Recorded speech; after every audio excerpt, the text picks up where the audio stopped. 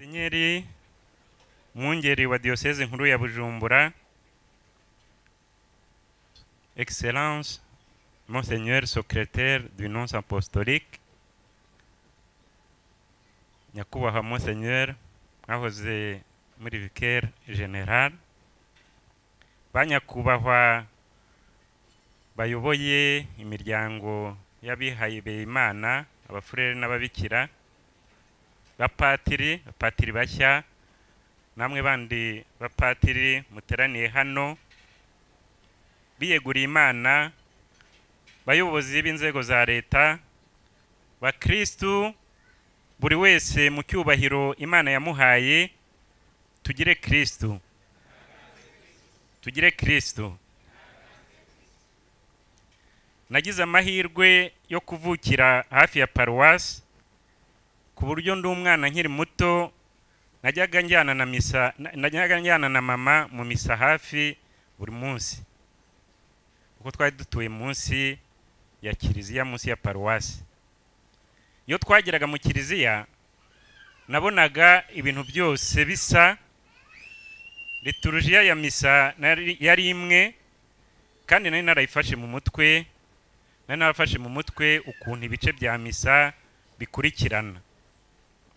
Umunsi umwe twazindukiye mu misa, dutegereza ko yatangira, turahebura, birangira dutahanye ubusa, kandi kiliziya yari yuzuye abakristo. Dusohotse tugeze hanze, nabajije mama nti uyu munsi byagenze gute ko misa itabaye? Nuko mama aransubiza ati misa ntiyashoboye kuba kuko patiri ataje. Ubanza yagize ikibazo gikomeye kuko twamutegereje turamubura. Natangaye, nuko ndavuga nti none se ko kiliziya yari yuzuye abakristu, habuzemo umwe wambaye imyenda ya patiri mu misa? Mama yaranshubije ati ntabwo ari imyenda isoma misa, ni patiri wenyine washoboraga kudusomera misa, ntiyabonetse rero, kandi yatabonetse misa ntabwo iba, n'iyi myenda ya patiri yabihari. Bapatiri bashya Gratien, Juvenal na Pascal,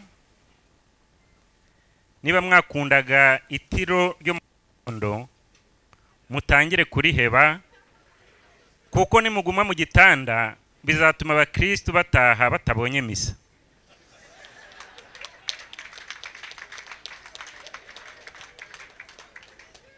Musenyeri yabahaye ububasha abandi bakristu batagira, ububasha bwo gutura igitambo cy'Ukaristiya. Nimutazindukira muri iriya chapelle ya Sacré-Cœur, ntabwo misa izaba. Misa nitaba, ntabwo ari abana bonyine bazabibabaza, ahubwo na Yezu azababaza icyo mukora. Yezu azababaza icyo imbaraga yabahaye muzikoresha, atari ugusomera misa abakristo. Iyo umuntu abaye patiri, ibitotsi bya mu gitondo abisezeraho.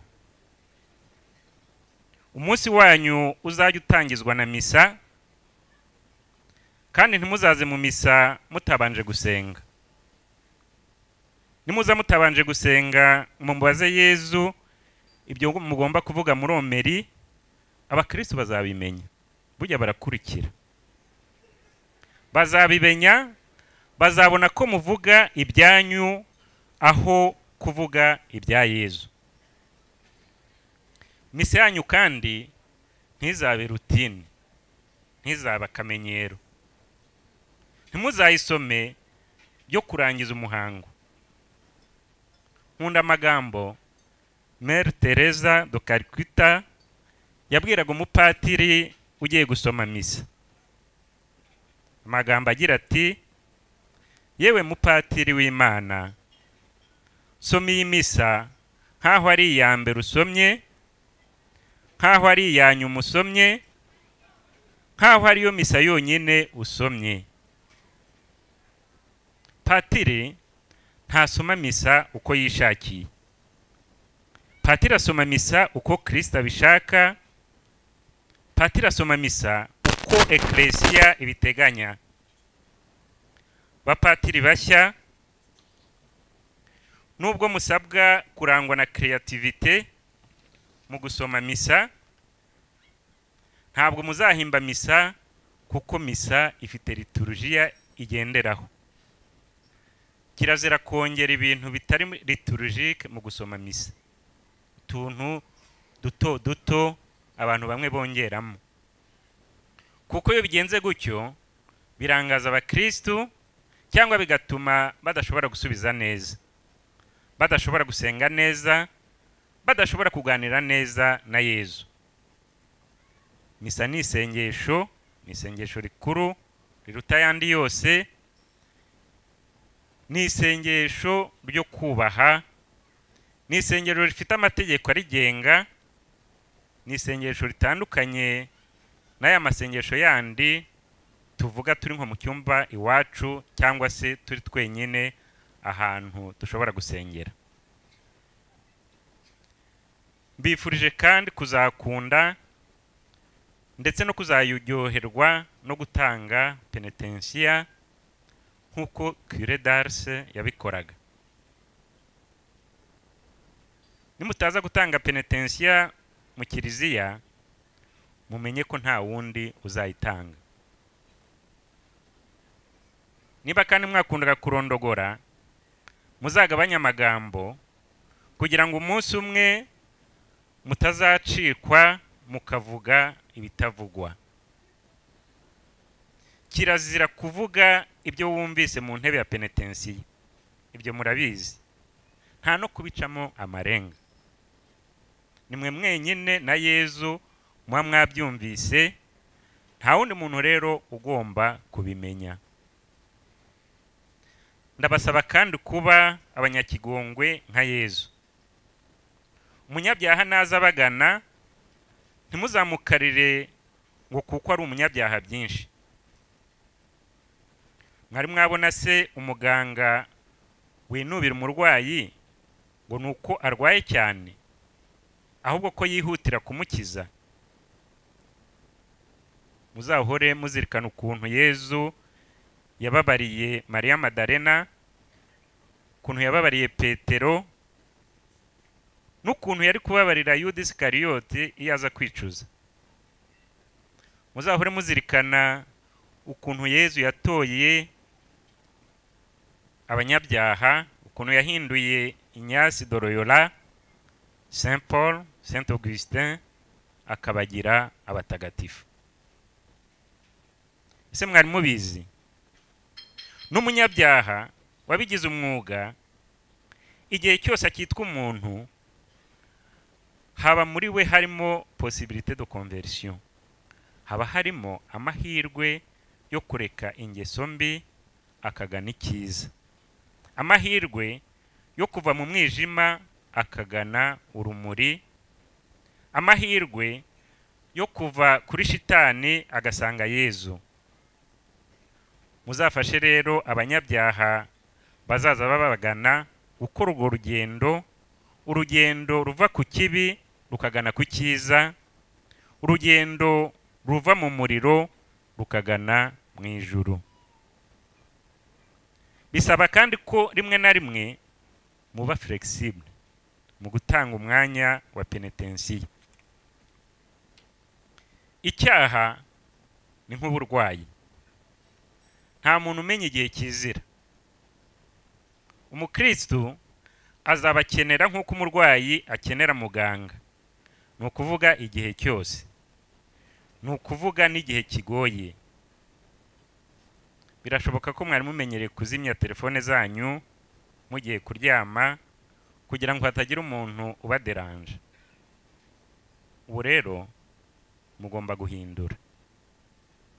Patiri kimwe n'umupolisi n'umuganga ntabwo bazimya telefone zabo kuko bahora biteguye gutabara.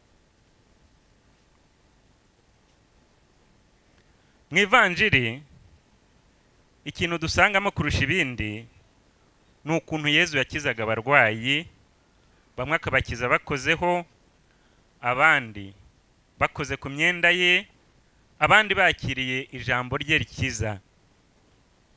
Bamwe bahuraga nawe, abandi bagakizwa babisabiwe n'abavandimwe babo. Patiri rero nundi Kristo. Namwe mwahawe ububasha bwo gutanga isakramento ryo gusigwa kw'abarwayi. Muzagere mubaruhura ibibaremereye ku mutima no ku mubiri nk'uko Yezu yabikoraga. Muzategereze kandi ko abarwayi abari bo baza kubareba, ni mwe mugomba gukora urugendo mukajya kubashaka, ni mwe mubasanga aho barwariye. None se babageraho bate barwaye? Imbaraga zo kuza kubareba bazikura he barwaye? Patiri ni patiri w'abatagatifu n'abanyabyaha, ni patiri w'abazima n'abarwayi, ndetse n'abagize ibyago muzajye mubaba hafi. Nta kibabaza abakristu nko kubona umuvandimwe wabo yakwitaba Imana adasizwe amavuta y'abarwayi. Bikarushaho kubabaza iyo ashyinguwe hakabura patiri usoma misa. Muzirinde rero kubabaza abakristu muri ubwo buryo. Abakristu nibo batabaza, muzabatabare, kuko ibyago bidateguza no gutabara nta kubishyiramo protokole nyinshi, nta kubishyiramo imibare myinshi. Muzahure muzirikana ubutumwa bukomeye Musenyeri yabahaye.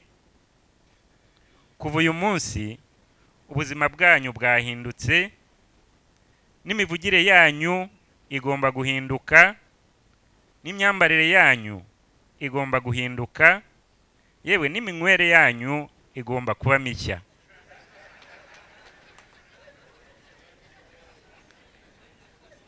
N'igihe mubyukira kirahinduka.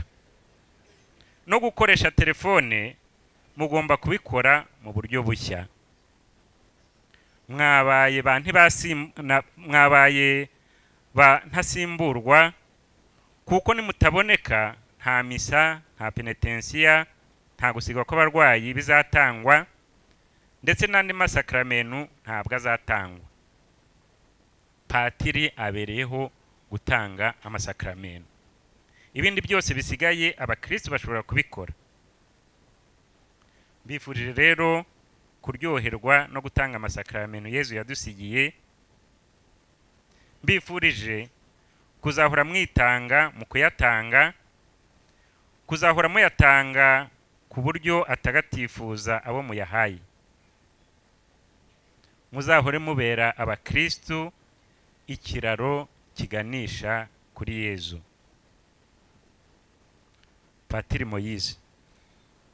Uzayihore uyoborwa n'umuhanuzi Musa uvugwa muri Bibiliya. Azakugeze kuri terre promise, ndetse mukomezanye mugerane no mu ijuru. Pascal, Padiri Pascal, uzahorane Pasika idashira. Uzahora umurikirwa na Serge Pascal. Uzahore uri umupatiri wishimye nk'uko tuba tumeze kuri Pasika. Tukwifurije guhora uri Pascal. Juvenal, Patiri Juvenal, wowe uzahore uri Juvenil.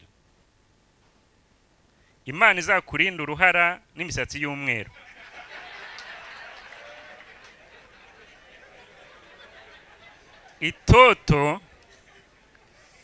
Itoto n'ingufu ufite kuri uyu munsi bizahore byiyongera, ndetse bigufashe gukorera umukama. Gratien, Patiri Gratien, uzahore uronka inema nyinshi kandi wame ushimira uwaguhaye, uzame uri shimiye Imana. Mu kurangiza ndashimira mbere na mbere Imana kuko niyo dukesha ibi birori. Ndayishimira kuba yaduhaye amahasa 4. Ubu noneho nanjye ndumva ndi umumama, ndumva ndi umubyeyi, kuko ugize amahasa 4 nta kuntu waba utari umubyeyi. Ibyo rero ndabishimira Imana. Ibi byabaye uyu munsi ni ubwa mbere bibaye mu bayezuiti mu Rwanda no mu Burundi. Ni ubwa mbere twungukiye rimwe abapatiri 4. Ibyo bintu tuzahora tubishimira Imana, Imana yo soko y'ikiza cyose. Ndashimira nyiricyubahiro umwungeri wa diocese nkuru ya Bujumbura, Monseigneur. Iyo tudodoye ku mwango wanyu muratubwira muti karibu, kandi mukatwakira neza, mukaduha impanuro za kibyeyi. N'Imana yamenye ko turi abana banyu ba hafi, maze dutuza twese mu Gihosha.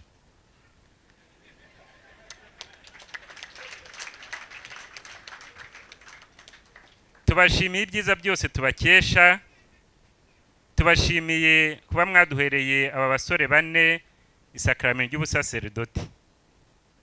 Turabasabira kandi turabakunda. Imana ibandanye ibahezagira.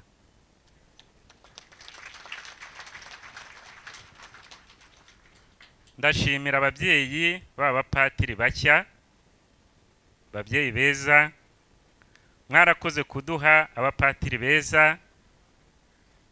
Mubandanye mubasabira kugira ngo ubutumwa bwabo buzagende neza. Namwe Imana ibahezagire.